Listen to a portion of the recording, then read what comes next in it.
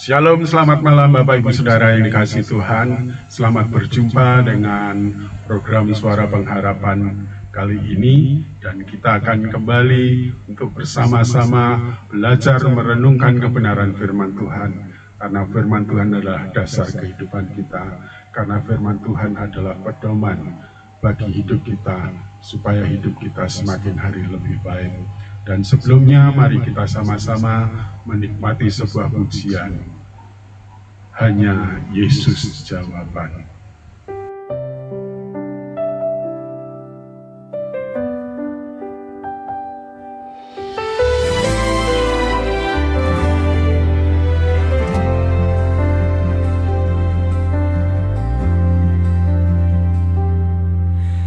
Di tengah badai hidup, ombak menderu, hati gundah gelisah, entah kemana tuju. Mencari arti damai di setiap penjuru, namun hampa terasa tiada yang mampu. Hanya Yesus jawaban, penawar lara, terang di kegelapan, penghibur jiwa, kasih-Nya abadi, tak akan sirna. Dalamnya ku temukan sukacita sempurna.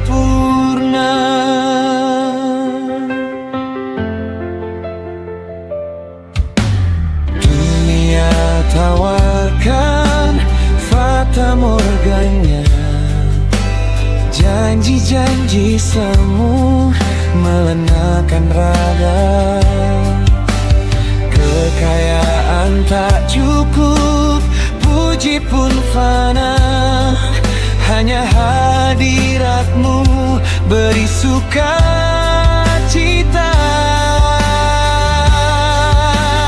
Hanya Yesus jawaban, penawar lara, terang di kegelapan, penghibur jiwa, kasih-Nya abadi, tak akan sirna. Dalamnya ku temukan sukacita sempurna. Saat beban hidup terasa begitu berat, saat langkah terhenti seolah tiada syarat, ingatlah namanya, Dia selalu dekat, mengulurkan tangannya, menuntunmu ke berkat. Hanya Yesus jawaban, penawar lara, terang di kegelapan, penghibur jiwa, kasih-Nya abadi, tak akan sirna. Dalamnya ku temukan sukacita sempurna.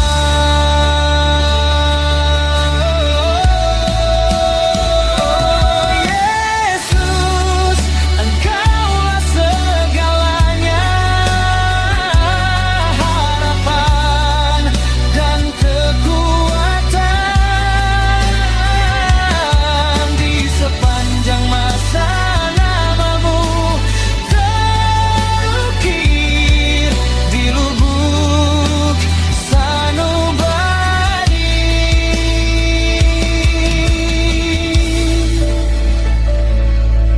Hanya Yesus jawaban, kini dan nanti.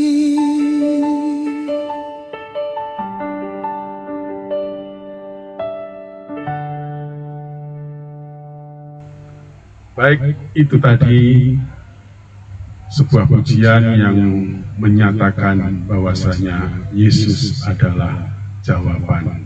Sesuai dengan tema kita malam hari ini, bahwasanya berjudul Firman Tuhan, Jawaban Kehidupan.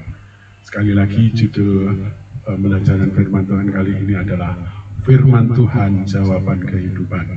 Mari kita sama-sama membaca Alkitab kita di dalam 2 Timotius pasal 3 ayat 16. Di sini dikatakan, segala tulisan yang diilhamkan Allah memang bermanfaat untuk mengajar, untuk menyatakan kesalahan, untuk memperbaiki kelakuan, dan untuk mendidik orang dalam kebenaran. Amin. Puji nama Tuhan. Ya, di sini kita belajar bagaimana firman Tuhan itu ternyata bukan tulisan manusia. Ya, karena di sini dikatakan tulisan yang diilhamkan Allah. Artinya apa?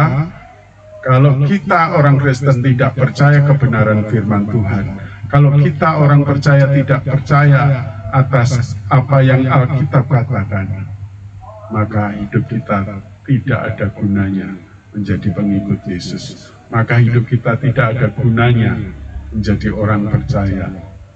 Saudaraku, tidak dipungkiri dalam kehidupan ini kita sering menghadapi banyak persoalan, pertanyaan, masalah. Ya, apa tujuan hidup saya? Bagaimana saya mengatasi penderitaan? Bagaimana saya mengatasi masalah? Apa yang harus saya lakukan ketika saya lagi putus asa? Seringkali kita mencari jawaban atas segala persoalan yang ada dalam kehidupan kita ini berdasarkan apa kata dunia, berdasarkan apa kata orang, berdasarkan naluri kemanusiaan kita. Tetapi firman Tuhan mengingatkan bahwasanya di dalam 2 Timotius 3 ayat 16 ini menegaskan bahwa Alkitab bukanlah sekedar hanya buku biasa, bahwa Alkitab itu adalah buku yang super, ya, buku yang berisi manual, buku, yaitu pedoman, buku panduan yang menuntun hidup kita supaya hidup kita ini menjadi lebih baik. Karena dengan jelas di sini dikatakan firman Tuhan itu berguna untuk menegur, untuk mengajar, untuk memperbaiki, bahkan untuk mendidik kita supaya kita ini hidup dalam kebenaran. Ketika kita mau membaca, ketika kita mau belajar merenungkan firman Tuhan itu, maka saya pastikan kita akan menemukan jawaban atas segala seluruh persoalan yang ada dalam kehidupan kita manusia. Bahkan bukan lebih dari itu, ya, lebih daripada itu, kita pasti akan menemukan solusi. Kita akan semakin hari ketika semakin tekun belajar dan melakukan kebenaran firman Tuhan, maka kita akan dibentuk menjadi pribadi yang lebih baik, menjadi pribadi yang lebih kuat, menjadi pribadi yang lebih bijaksana. Dunia mungkin menawarkan banyak manual buku atau buku panduan bagaimana rahasia bisnis yang berhasil, bagaimana kehidupan rumah tangga yang bahagia, bagaimana meningkatkan kesehatan, bagaimana mencari terobosan finansial dan lain sebagainya. Namun percayalah Bapak Ibu, hanya satu buku panduan yang bisa membuat hidup kita lebih baik, yang membuat kita, bahkan menuntun kita kepada keselamatan, masuk dalam kerajaan Allah. Dan itu hanya ada di dalam Alkitab. Karena Alkitab adalah berisi kebenaran firman Tuhan. Karena Alkitab ini adalah buku yang dirancangkan oleh Sang Pencipta kehidupan, yaitu Allah sendiri. Dalam pembacaan 2 Timotius 3 ayat 16, dengan jelas bahwasanya firman Tuhan itu bukan hanya sekedar buku tulisan biasa atau mungkin tulisan tentang sejarah, tetapi buku tulisan yang diilhamkan oleh Allah, atau bahasa aslinya diberi nafas Allah. ya, atau bahasa aslinya theopneustos, artinya diberikan nafas ilahi, ada sentuhan ilahi. Artinya apa yang ditulis di Alkitab itu memiliki kuasa untuk memperbaiki, untuk mengubah hidupmu menjadi pribadi yang lebih baik.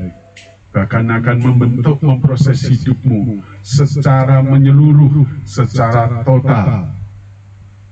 Dan marilah kita belajar bagaimana firman Tuhan itu bisa menjadi jawaban atas kebenaran, menjadi jawaban atas seluruh persoalan kita. Yang pertama di sini dikatakan bahwasanya apa yang tulisan yang diilhamkan Allah ini dikatakan bermanfaat atau berguna untuk mengajar. Ya, artinya apa? Firman Tuhan ini berisi tentang kebenaran, berisi tentang prinsip-prinsip kebenaran yang harus menjadi panduan kita, yang harus kita ikuti supaya hidup kita bisa lebih baik, supaya kita ini bisa hidup dalam kebenaran. Firman Tuhan adalah dasar kehidupan kita. Firman Tuhan adalah tuntunan supaya kita ini bisa hidup benar, supaya kita ini berjalan dalam kebenaran. Ya. Kalau kita cenderung mengikuti apa kata dunia, apa kata orang, seringkali kebenaran itu menjadi seperti relatif, bisa ya, bisa tidak.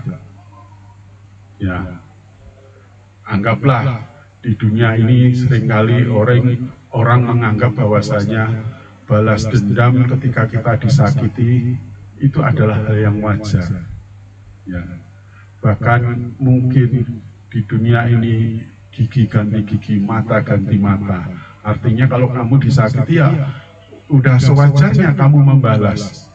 Tetapi kebenaran firman Tuhan menyatakan ketika engkau dijahati, ketika engkau diperlakukan tidak baik, ya, firman Tuhan mengajari kita, kasihilah musuhmu dan berdoalah bagi orang yang membenci kamu. Suatu kontradiksi yang apa yang dikatakan dunia itu tidak sesuai dengan prinsip kebenaran firman Tuhan. Dunia ini menganggap perceraian adalah hal yang biasa. Karena apa? Bagaimana lagi Pak, sudah nggak cocok. Ya, masa mau sakit semua Pak kalau mau dipertahankan. Tetapi dengan jelas firman Tuhan mengajarkan apa yang dipersatukan Allah tidak boleh dipisahkan oleh manusia kecuali oleh maut atau oleh kematian. Artinya apa? Kalau kita sungguh-sungguh berjalan dalam prinsip kebenaran firman Tuhan, maka kita tetap harus memiliki kerendahan hati. Kita harus memiliki ketaatan untuk tunduk, hidup, melakukan kebenaran firman Tuhan. Jadikan Alkitab sebagai filter utama untuk mengambil setiap keputusan dalam masalah yang kau hadapi, dalam setiap persoalan yang saudara harus pecahkan. Jadi pedomannya bukan apa kata orang, pedomannya bukan apa kata dunia, tetapi apa kata Tuhan, apa kata firman-Nya, apa kata Alkitab. Inilah yang harus menjadi buku panduan kita. Sehingga kebenaran itu tidak lagi bersifat relatif. Karena apa? Kebenaran firman Tuhan itu absolut, mutlak, yang harus diikuti. Ya.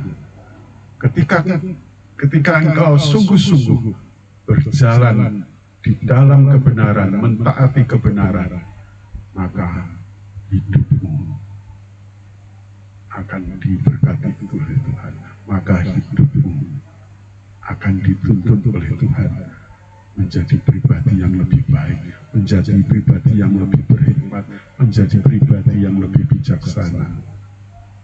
Yang kedua, di sini kita melihat apa sih gunanya firman Tuhan.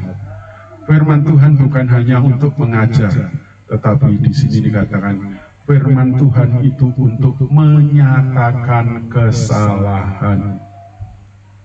Ya. Kalau boleh diumpamakan, firman Tuhan itu kadang seperti cermin. Ya, biasa ibu-ibu, para wanita untuk tahu apakah saya sudah rapi atau belum, sudah cantik, sudah keren belum. Itu biasanya untuk memastikannya adalah melihat cermin. Dari sana kita tahu, oh di sini masih belum rapi, oh di sini masih ada lipstik yang melebar dan lain sebagainya. Demikian juga firman Tuhan. Firman Tuhan ini berguna untuk menyatakan kesalahan. Jadi kalau saudara ada melakukan kesalahan, saudara melakukan perbuatan dosa, maka pakailah Alkitab, pakailah firman Tuhan agar engkau tahu. Jadi seringkali orang berbuat salah, berbuat dosa, bukan untuk sudah tahu tapi seolah-olah nggak ngerti, nggak sadar kalau dia sedang berdosa. Saudaraku, saya mau katakan dengan sepenuh hati, ya, dosa bukan untuk ditutup-tutupi, dosa bukan untuk disembunyikan. Kalau firman Tuhan ngajari kita, kalau firman Tuhan menunjukkan, cermin itu menunjukkan dalam hidup kita ini masih ada hal yang harus dibereskan, maka bereskan itu agar hidupmu menjadi lebih baik. Banyak orang ketika melakukan kesalahan, melakukan dosa, dia mencoba berargumen dengan logika yang seolah dibangun seperti suatu kebenaran. Padahal Alkitab sudah menyatakan bahwa itu salah. Mari kita sebagai orang percaya Tuhan, mari kita memiliki kerendahan hati, mari kita belajar hidup taat apa yang Alkitab nyatakan salah. Biarlah kita rendah hati untuk mau dibentuk, untuk mau diproses, untuk mau ditunjukkan, dan kita dengan rendah hati minta ampun, mengaku dosa di hadapan Tuhan. 1 Yohanes 1 ayat 9 mengatakan, jika kita berbuat dosa, maka biarlah kita mengaku, maka Tuhan akan mengampuni segala dosa dan pelanggaran ini. Dan biarlah hidup kita menjadi pribadi yang semakin hari semakin rendah hati, memiliki keterbukaan, ya, agar setiap dosa, kesalahan yang firman Tuhan nyatakan dalam hidup kita, kita sungguh-sungguh benar mau memperbaiki. Saat kita merasa sombong, kadang orang sombong itu tidak merasa sombong, saudara. Ya. Tetapi kalau firman Tuhan mengingatkan, ya, 1 Petrus 5 ayat 5 mengatakan, Allah menentang orang yang congkak, tetapi Tuhan mengasihi orang yang rendah hati. Artinya apa? Kalau firman Tuhan mengingatkan kita, marilah kita belajar rendah hati untuk sungguh-sungguh melakukan apa yang Tuhan nyatakan. Saat kita membaca Alkitab, kita berani ditegur. Saat kita membaca kebenaran firman Tuhan, biarlah kita jangan mengeraskan hati. Ketika Tuhan menyatakan kesalahan dalam hidup kita, agar hidupmu dipulihkan, agar hidupmu kembali diperbaiki oleh Tuhan. Firman Tuhan berguna untuk menyatakan kesalahan, itu seperti cermin. Dan kalau kita sudah lihat cermin, ada noda-noda dosa, noda-noda celah, hal yang tidak berkenan di hadapan Tuhan, jangan pernah kau sembunyikan, jangan kau pernah tutup-tutupi, tetapi rendah hati, mengaku minta ampun kepada Tuhan, maka hidupmu akan dipulihkan, maka hidupmu akan diberkati oleh Tuhan.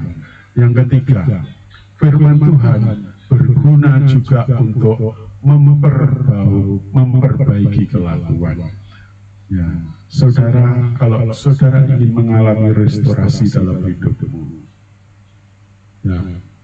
Kalau saudara mau direstorasi dalam hidupmu, maka hal yang harus dilakukan adalah kita menjadi pribadi yang siap memperbaiki diri. Ketika firman Tuhan menyatakan, mengingatkan kita, menunjukkan kesalahan kita, memberikan kita jalan keluar, biarlah kita menjadi pribadi yang rendah hati dan taat untuk siap memperbaiki setiap perbuatan yang salah yang kita lakukan. Karena inilah fungsi dari firman Tuhan, yaitu untuk memperbaiki kelakuan. Saudara, kalau hidupmu tidak bisa diingatkan, tidak bisa ditegur oleh firman Tuhan, ya, maka engkau tidak akan pernah berubah. Tetapi ketika hidupmu siap diperbaiki oleh kebenaran firman Tuhan, yakinlah Tuhan sedang memulihkan hidupmu. Tuhan sedang merestorasi hidupmu. Di Alkitab ada orang yang biasa melakukan dosa, tetapi ketika dia bertemu dengan Tuhan, Tuhan Yesus ngomong, "Sakyus, turunlah engkau, aku hendak mampir ke rumahmu." Ya, apa yang dilihat ketika di sana banyak orang menggerutu. Karena apa? Kenapa Yesus datang ke rumah orang berdosa? Saudaraku, apa yang Yesus lakukan mungkin bertentangan dengan sebagian banyak orang. Tapi ketahuilah, Yesus memang membenci dosa, tetapi Yesus mengasihi orang berdosa yang mau diperbaiki, yang mau bertobat, yang mau terbuka pikirannya. Dan benar, saudaraku, apa yang terjadi ketika Sakyus mempersilahkan Yesus datang dalam rumah tangga dan kehidupannya, maka kehidupan Sakyus, walaupun mungkin istilahnya profesi kayak Sakyus ini boleh dikatakan kayak preman berdasi, ya. Artinya apa? Memang secara profesi dia adalah pegawai pajak yang mungkin mendukung pemerintah. Tetapi apa yang dilakukan Sakyus itu dipakai sebagai sarana untuk mencari keuntungan diri sendiri, menumpuk kekayaan untuk diri sendiri. Makanya Sakyus ini sangat dibenci oleh semua masyarakat. Ya. Namun demikian, ketika Yesus melihat, Yesus mengasihi orang berdosa. Ya, walaupun Yesus membenci dosa. Dan apa yang terjadi ketika Yesus datang dalam kehidupan Sakyus? Hidupnya dipulihkan, hidupnya diperbaiki, dan Sakyus dengan lantang mendeklarasikan kepada semua masyarakat, kalau ada orang yang aku rugikan, akan aku kembalikan 4 kali lipat. Dan ini sebuah perubahan yang fundamental, ya, yang orang mungkin nggak pikirkan dan bayangkan. Tetapi ketika Sakyus berjumpa dengan Yesus, ketika Sakyus mendengarkan apa perkataan Yesus, hidupnya benar-benar diperbaiki, hidupnya bahkan akhirnya dipulihkan. Yang keempat, apa guna firman Tuhan, manfaat firman Tuhan? Firman Tuhan bukan hanya untuk memperbaiki. Yang terakhir di sini dikatakan, firman Tuhan berguna untuk mendidik orang dalam kebenaran. Ya. Kata mendidik ini berhubungan berarti dengan pelatihan, dengan kebiasaan. Saudaraku, di gereja kami ada sekolah PAUD atau sekolah TK. Ya. Anak-anak yang sekolah di tempat kami, sebelum mereka masuk sekolah, ketika diantar masuk sekolah, itu rata-rata banyak yang nangis, rata-rata suka rewel, ya. Tetapi ketika masuk beberapa minggu bahkan sampai sebulan, Akhirnya ketika ada pelatihan, ketika diajari kebiasaan yang baik, akhirnya apa? Akhirnya anak-anak ini nggak rewel lagi. Akhirnya anak-anak nggak suka nangis lagi. Bahkan, mama tinggal aja, aku mau belajar sendiri. Ya, memiliki kemandirian. Ya, artinya apa? Di sekolah dilatih, dibiasakan. Ya, kalau di PAUD itu memang lebih banyak pembelajaran yang sifatnya pembiasaan, sehingga hal-hal yang tidak baik itu otomatis ketika dia membiasakan diri melakukan hal yang baik, salam dengan guru, ya, berkata sopan dan lain sebagainya. Ya, demikian juga firman Tuhan itu mendidik, melatih kita supaya kita menjadi orang-orang yang berkenan kepada Tuhan, supaya kita memiliki pribadi yang memiliki karakter Kristus, serupa dengan Kristus. Ya, walaupun tentu saja tidak lepas dari namanya pelatihan atau pendidikan, itu dari proses jatuh bangun. Tetapi ketika kita memiliki kerendahan hati dan ketaatan, yakinlah dan percayalah, Tuhan akan mendidik hidupmu. Ketika engkau dididik, jangan pernah mengeraskan hati. Ketika kita didik, kita sedang dilatih untuk memiliki kedisiplinan, mengikuti apa kata Tuhan. Dan biarlah kita boleh terbuka hati dan pikiran kita untuk selalu membuka diri kita terhadap kebenaran firman Tuhan. Karena firman Tuhan siap mendidik dan melatih kita. Kalau engkau memiliki kerendahan hati dan ketaatan, hidup dalam kebenaran, maka firman Tuhan itu seperti pelita yang akan menuntun hidupmu ke jalan lebih baik. Dan biarlah firman Tuhan boleh mengingatkan kita dan menegur kita, sehingga kita mau menjadi pribadi yang rendah hati untuk mau diajar tentang prinsip kebenaran, menjadi pribadi yang siap untuk dikoreksi jika firman Tuhan menyatakan kesalahan kita, menjadi pribadi yang siap mau diproses, diperbaiki, sehingga kita menjadi orang-orang yang diberkati dan dipulihkan. Dan yang terakhir, biarlah firman Tuhan boleh mendidik kita, melatih kita untuk kita siap berjalan dalam kebenaran firman Tuhan.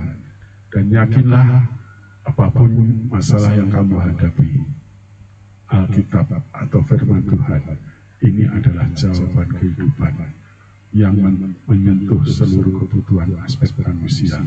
Karena apa? Kebenaran firman Tuhan ini berfungsi tadi apa? Mengajar kita, artinya apa? Mengisi otak kita, memperbaiki atau memperbarui pola pikir kita. Kemudian yang kedua, firman Tuhan itu juga untuk menyatakan kesalahan. Ya, artinya apa? Berkaitan dengan sikap hati kita. Ketika firman Tuhan menyatakan kesalahan, menegur kita, biarlah kita memiliki kerendahan hati. Ya, jangan mengeraskan hati. Ya, karena apa? Tuhan sedang memulihkan hidupmu. Tuhan sedang menuntun hidupmu ke arah yang lebih baik. Kemudian firman Tuhan juga untuk memperbaiki diri. Artinya apa? Untuk merubah segala sikap perbuatan kita yang tidak berkenan kepada Tuhan. Dan yang terakhir, firman Tuhan mendidik kita supaya kita memiliki gaya hidup yang selaras dengan apa maunya Tuhan. Saudaraku, menutup pembelajaran firman Tuhan malam hari ini, ada sebuah cerita. Kalau saudara mengenal tokoh India yang bernama Mahatma Gandhi, ya, Mahatma Gandhi ini ternyata seorang yang suka belajar.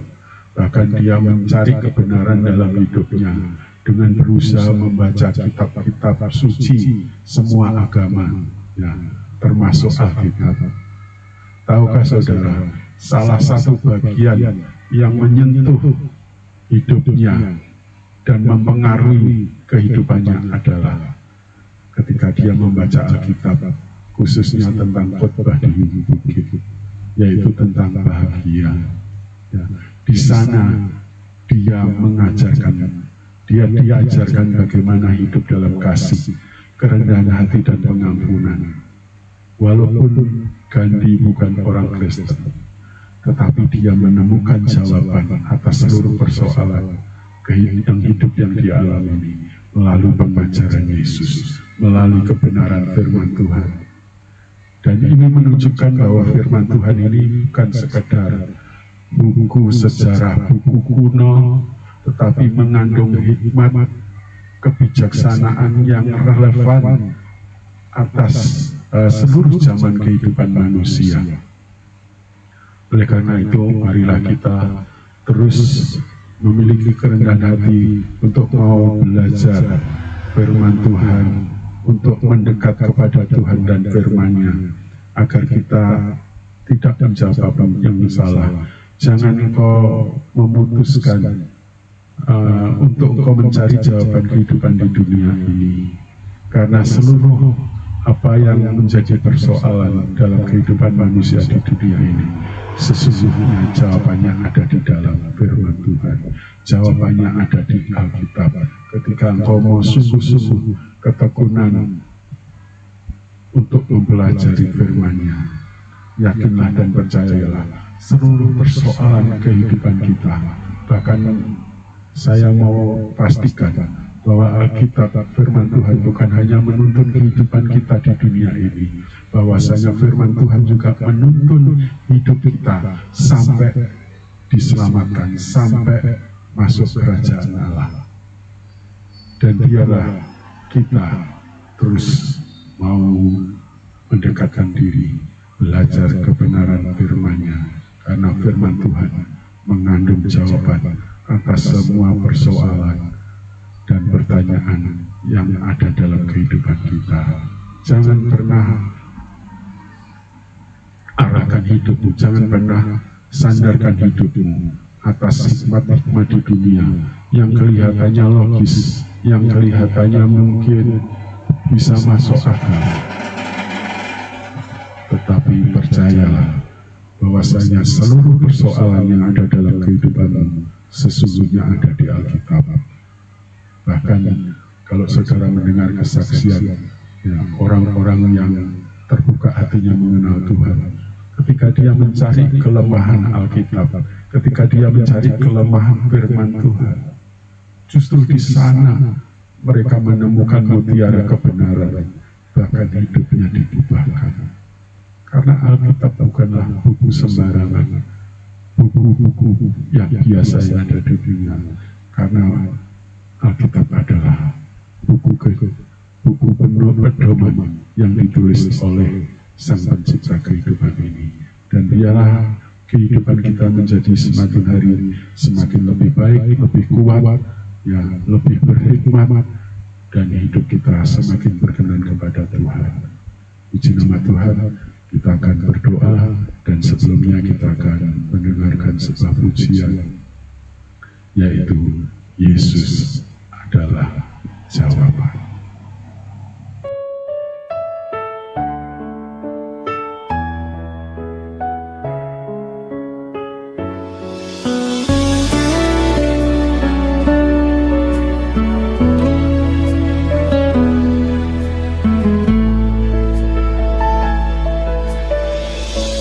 Apa kau mencari kasih? Apa mencari bahagia? Apa kau mencari kepuasan? Yesus adalah jawaban. Apa kau mencari damai? Apa kau mencari hiburan? Apa kau mencari keselamatan? Yesus adalah jawaban. Yesus adalah jawaban. Yesus adalah jawaban. Yesus jawaban problem hidupmu. Terima Yesus di hatimu.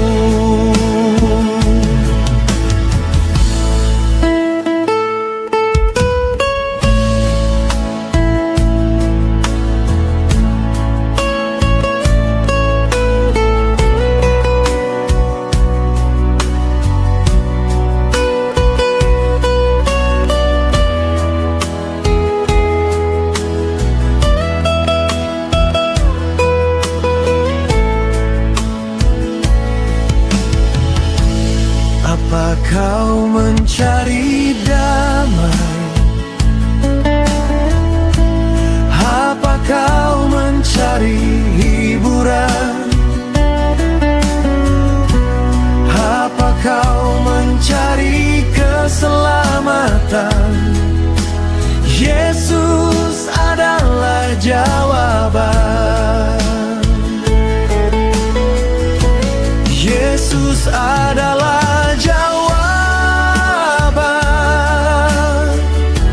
Yesus adalah jawaban.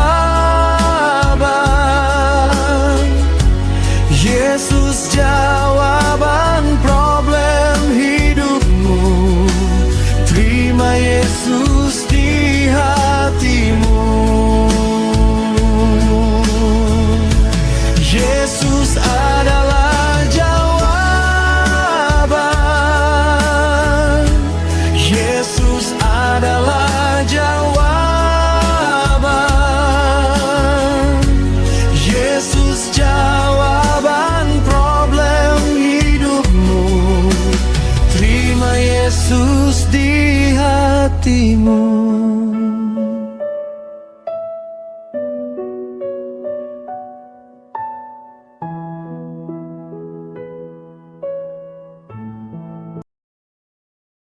Baik Bapak Ibu, itulah tadi pujian yang menyatakan bahwa Yesus adalah jawab kehidupan ini.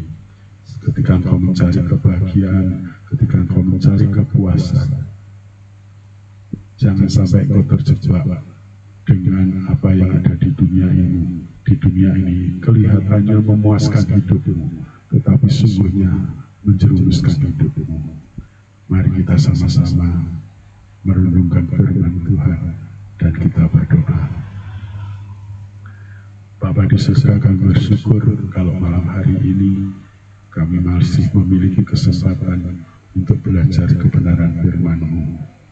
Betapa seringkali kami mencari jawaban atas persoalan kehidupan kami ketika kami tidak tahu arah tujuan hidup kami. Ketika kami mengalami sakit penderitaan, Tuhan tuntun kami melalui kebenaran firman-Mu. Biarlah kami boleh memperoleh jawaban atas segala persoalan yang kami alami. Bahkan secara khusus malam ini kami berdoa buat saudara-saudara kami yang mengalami persoalan kehidupan. Aku berdoa, biarlah hikmat ilahi turun atas setiap para pemirsa dimanapun berada, sehingga mereka semua yang mencari solusi atas kehidupan ini menemukan jawabannya di dalam Tuhan Yesus, menemukan jawabannya atas Alkitab yang adalah kebenaran firman Tuhan.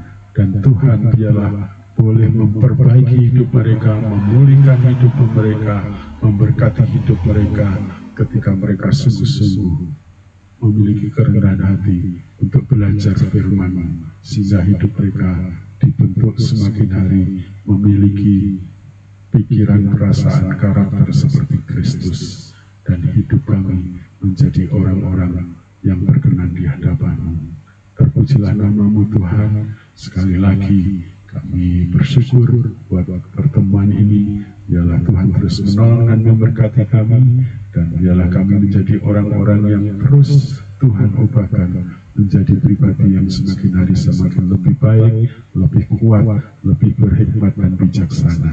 Terpujilah nama-Mu Tuhan, segala pujian, hormat, syukur kami kembalikan dalam nama Tuhan Yesus kami berdoa. Amin.